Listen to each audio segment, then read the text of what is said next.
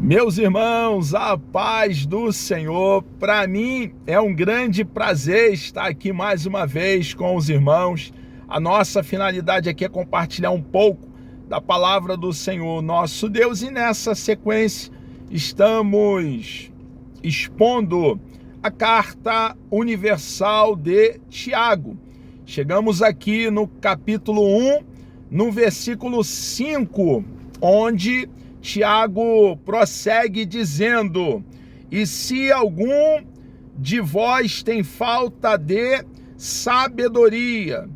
Na exposição anterior, ficou bem claro para nós que nós cristãos que somos grandemente abençoados em todas as áreas da nossa vida, não estamos isentos de dificuldade, de problemas, de lutas.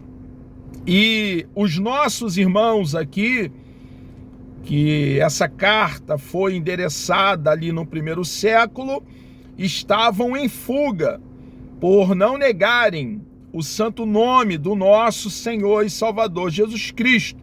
Eram cristãos que estavam espalhados pelo mundo de então, devido à perseguição, e eles serem fiéis a Deus e não recuarem meio centímetro de pregar a boa mensagem de salvação, o Evangelho, que é o poder de Deus para a salvação de todo aquele que crê.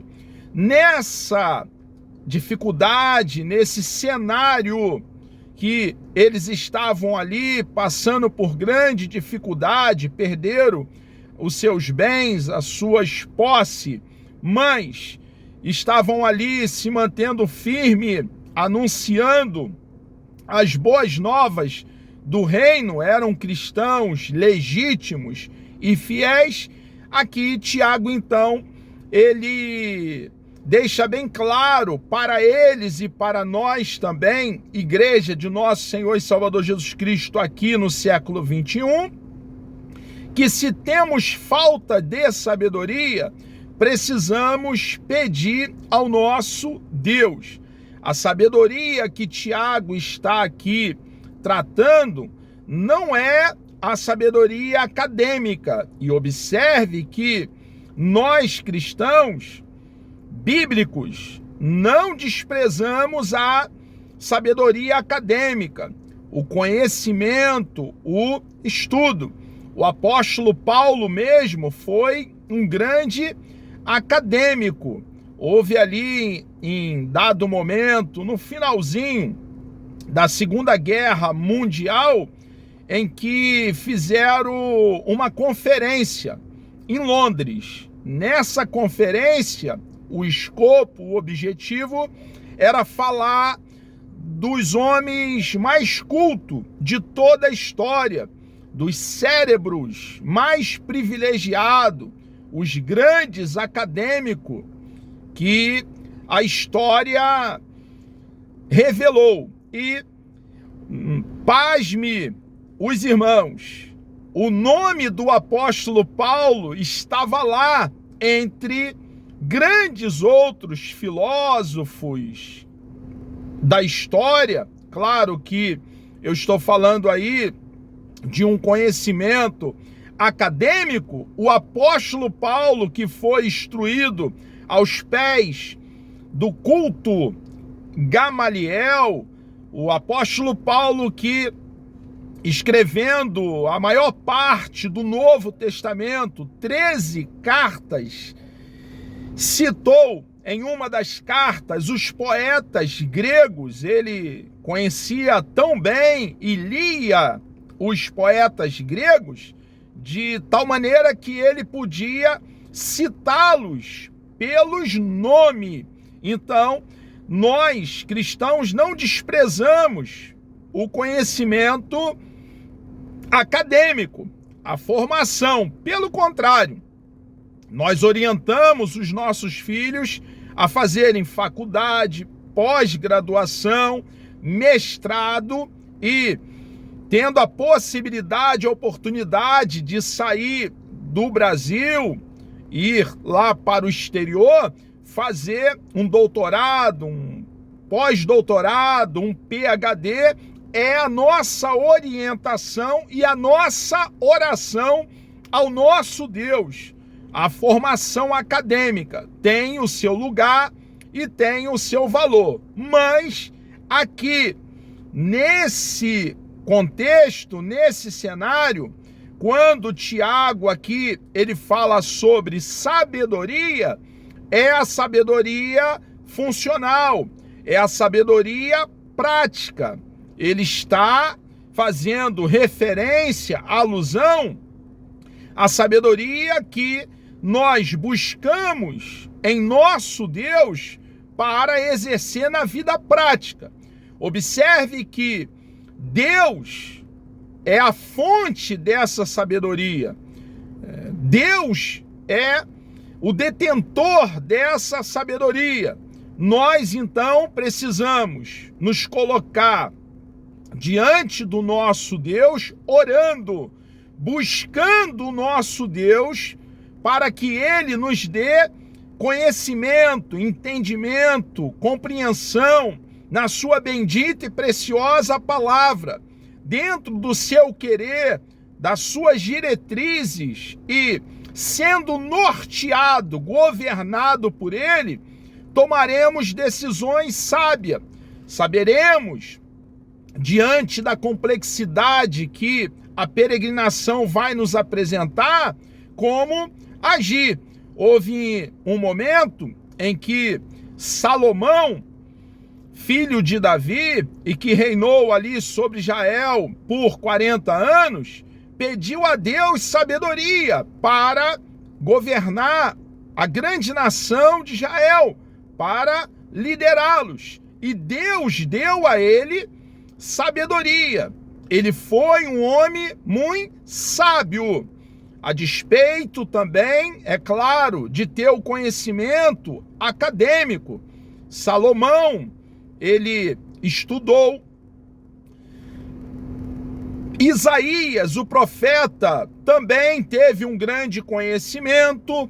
Lucas, que escreveu o evangelho que tem o seu nome, e o livro de Atos dos Apóstolos, foi um médico, um grande homem de Deus, mas, tendo conhecimento acadêmico, buscou também a sabedoria, como se comportar, como agir, e buscando em Deus sabedoria, a vontade de Deus, e tornando essa vontade de Deus realidade em suas próprias vidas. Então, a sabedoria que Tiago aqui está tratando no versículo 5 é uma sabedoria prática. Cada um de nós cristãos, irmãos, entendendo que a carta universal, essa epístola escrita por Tiago, são verdades eternas, é a palavra de Deus, a vontade de Deus para nós, a igreja. Observe que Tiago está doutrinando a igreja, está ensinando a igreja do primeiro século, e nós hoje no século 21 precisamos então constantemente, diariamente, pedir a Deus entendimento, sabedoria, compreensão, conhecimento, que o nosso Deus unja o nosso cérebro para que possamos então compreender a sua bendita e preciosa palavra, aplicando a sua palavra à nossa própria vida. Uma vez aplicando a sua palavra à nossa própria vida, compartilhar dessa verdade eterna que é a palavra do nosso Deus com o nosso próximo, com os nossos irmãos, buscando um aperfeiçoamento entre os santos, aqueles que, assim como nós, são membros do corpo de Cristo, e também orando a Deus, pedindo essa sabedoria prática, funcional, que Tiago está aqui tratando, para então, com clareza, cumprir a nossa missão. Qual é a nossa missão? Proclamar as boas novas do reino, o plano bendito de salvação, elaborado por ele, colocado por ele em execução, entendendo com clareza o plano de salvação e compartilhando também com aqueles que estão caminhando para juízo, condenação e inferno. Irmãos, nós cristãos, assim como Tiago está orientando os cristãos dispersos por se manterem fiéis a Deus, nós também precisamos tomar essa orientação de Tiago aqui e buscar sabedoria vinda da fonte, e a fonte da sabedoria é o Deus eterno, o Deus autoexistente, autossuficiente. Através da oração, de tomarmos tempo para estarmos no lugar secreto da busca, ali na nossa intimidade com o nosso Deus, pedir a Ele entendimento. Tem um texto em Provérbio, fazendo referência à sabedoria, que a sabedoria é personificada e ela se apresenta dessa forma: eu amo os que me amam, e os que de madrugada me buscam, me acharão. Irmãos, ali o texto está dizendo que aqueles que cedo buscam sabedoria, encontrarão. Então, nós cristãos que passamos pelo ato da regeneração, do novo nascimento, nesse momento fomos inseridos ao corpo de Cristo e adentramos em um processo de santificação. Fomos justificados quando cremos em Cristo de todo o coração. A justiça de Cristo nos foi imputada. Somos cidadãos dos céus. Somos filhos de Deus porque cremos em Cristo de todo o coração. Somos herdeiro de Deus e co-herdeiro com o nosso Senhor e Salvador Jesus Cristo. Precisamos, irmãos, nos dobrar diante do Deus vivo, do Deus que ouve, que vê, que fala, que intervém na história para dar vitória. O povo que ele resgatou, comprou, adquiriu para ele mesmo. Precisamos então pedir a Deus sabedoria. Tiago então aqui, ele está como um pastor. Tiago foi líder de uma igreja em Jerusalém, nos orientando, nos doutrinando, nos ensinando como devemos agir, como devemos proceder. E ele diz: e se algum de vós tem falta de sabedoria, o que fazer? Peça a Deus, vá até a fonte inesgotável que jorra sabedoria. Peça a Deus, que a todos dá liberalmente. Deus dá sabedoria. Dele vem e emana sabedoria. E não o lance em rosto, e ser-lhe-á dada. Então, temos aqui uma promessa. A Bíblia é veraz, ela é a verdade. O rolo sagrado não mente. As sagradas letras está dizendo que Deus dá sabedoria ao cristão que pede a ele. Então, temos aí um grande privilégio de nos dobrar e pedir ao nosso Deus sabedoria para agir, para nos colocar, para proceder. Irmãos, a sabedoria vai nos fazer entender que precisamos perseverar, que precisamos ser paciente, constante, Precisamos permanecer olhando para o grande autor e consumador da nossa fé, o nosso Senhor e Salvador Jesus Cristo. Tiago ainda prossegue. Peça, porém, com fé. Tiago aqui, então, ele está nos orientando a pedir sabedoria ao nosso Deus, não duvidando, mas com fé, crendo. O nosso Deus, irmãos, ele nunca nos deu motivo para duvidarmos dele. Deus, ele não tolera a incredulidade do seu povo. Houve uma ocasião em que 12 espias foram enviados para espiar a terra de Canaã e ficaram lá 40 dias espiando a terra.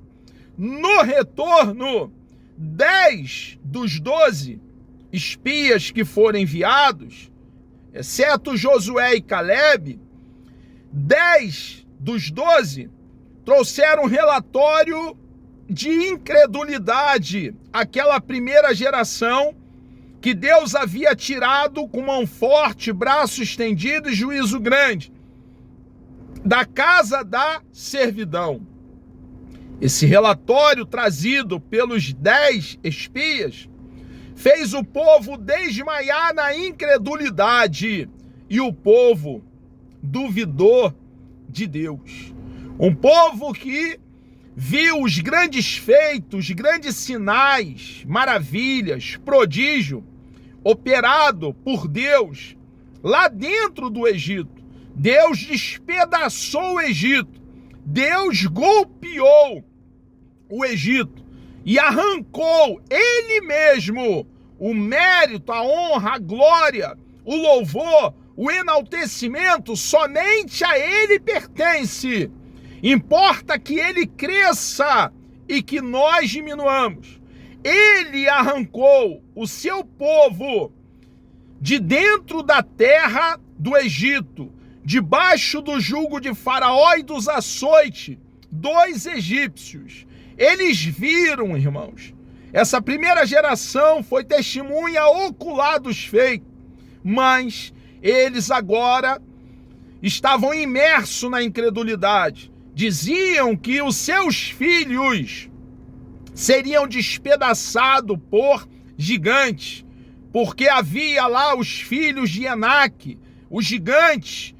As cidades eram fortificadas por dentro e por fora, e eles foram incrédulos. Deus então derramou juízo sobre essa primeira geração do seu povo, e de 20 anos para cima não entrou um, exceto Josué e Caleb, que creram em Deus. Não entrou um na terra prometida, na terra gorda e não magra, na terra que mana leite e mel, na terra de Canaã. Os filhos deles, Deus disse a eles que os filhos que eles disseram que seriam despedaçados por gigantes, aquela segunda geração, Deus disse que Deus introduziria na terra, e foi o que Deus fez. Irmãos, os 12 que foram enviados para espiar a terra eram cabeça de tribo. Eles eram príncipes e foram escolhidos a dedo, mas eles escolheram o caminho dos tolos, o caminho da incredulidade. Tiago aqui deixa bem claro que com aquela postura que os 10 espias dos 12 que foram enviados, aquela postura de não terem sabedoria, de tolice, de falta de entendimento, de falta de fé, eles foram condenados, receberam o juízo de Deus. E aqui Tiago deixa bem claro que nós, ao contrário de sermos incrédulos, ao pedir sabedoria a Deus, não pode haver dúvida no nosso coração. Precisamos bater a porta até que a porta se abra. Pedir sabedoria a Deus até que Deus nos responda e nos dê sabedoria. Tiago então prossegue no versículo 6 dizendo: peça sabedoria a Deus. É o que ele está ensinando aqui no texto. Porém, com fé, não duvidando, porque o que duvida é semelhante à onda do mar. Como que é a onda do mar? Ela é levada pelo vento e lançada de uma para outra parte. A onda do mar não tem estabilidade. Ela é lançada de uma para outra parte. Nós, irmãos, ao pedir a Deus sabedoria, buscar a face de Deus, se não crermos de todo o coração, não vamos receber nada da parte do nosso Deus. Precisamos nos aproximar de Deus crendo piamente em Deus e que Ele é poderoso para realizar as suas promessas. E aqui no texto, Ele promete nos dar sabedoria. Tiago ainda prossegue dizendo: o homem de coração dobre, inconstante em todos os seus caminhos. Irmãos, nós precisamos, nós que um dia abraçamos a causa do cristianismo, depois de ouvir a mensagem do evangelho, precisamos ir até o final, permanecer arraigado, fundamentado em Cristo, até a conclusão da nossa carreira. Não pense, irmãos, que apostatando da fé, abandonando a fé, nós alcançaremos a promessa de salvação da nossa alma. Não. Para que sejamos salvos e estejamos para sempre, por toda a eternidade com o nosso Deus, nós precisamos estar como o ramo na videira verdadeira que é o nosso Senhor e Salvador Jesus Cristo. Precisamos buscar em Deus sabedoria para permanecer nele até o término da nossa carreira aqui em peregrinação no planeta Terra. Nós, irmãos, no nosso braço de carne, nós não vamos conseguir. Precisamos orar ao nosso Deus, buscar poder da parte do nosso Deus para permanecermos nele até o final. Deus tem algo grande para realizar em nossa vida e através de nós em outras vidas mais. Mas nós precisamos estar arraigado, fundamentado, plantado no nosso Deus, pedindo a Ele sabedoria para continuarmos aqui, cumprindo a missão, a incumbência que cabe a cada um de nós. Nós que fomos feridos pelo Evangelho, irmãos, fomos feridos para alcançar outras vidas. Então nós, irmãos, precisamos permanecer. Não podemos aí claudicar, não podemos titubear. É claro que passaremos por muitas dificuldades. Em algumas ocasiões estaremos no vale das lágrimas. Em outras ocasiões estaremos no epicentro do problema. mas Deus está conosco. O quarto homem sempre estará conosco dentro da fornalha. O nosso Deus jamais nos deixará só. Podemos contar com Ele, meu irmão, minha irmã, a despeito da dificuldade a qual você esteja passando nesse momento. Deus está contigo. Deus garante e Ele vai te dar vitória. Ele é um Deus que não nos decepciona. Ele foi com os patriarcas Abraão, Isaac e também foi com Jacó. E Ele é contigo. Ele é com a sua igreja. Ele, o nosso Deus, o grande eu sou, é o nosso paladino. Amados, que Deus vos abençoe. Chegamos aqui ao término de mais uma exposição. Deus nos dando vida até lá, querendo o nosso amado e bondoso Deus. Na próxima exposição aqui dentro dessa preciosa carta de Tiago, estaremos então comentando a respeito do versículo 9. Vamos orar? Deus amado, nós louvamos o teu nome. Muito obrigado, ó Deus, por essa grande oportunidade que o Senhor nos concede estarmos aqui, ó Pai, falando do teu grande e imenso amor, da tua palavra com verdade e temor no coração. Continue conosco, ó Pai. Tu és maravilhoso, tu és precioso, bendito por toda a eternidade. Obrigado pelo grande privilégio, ó Pai, de poder falar da tua palavra.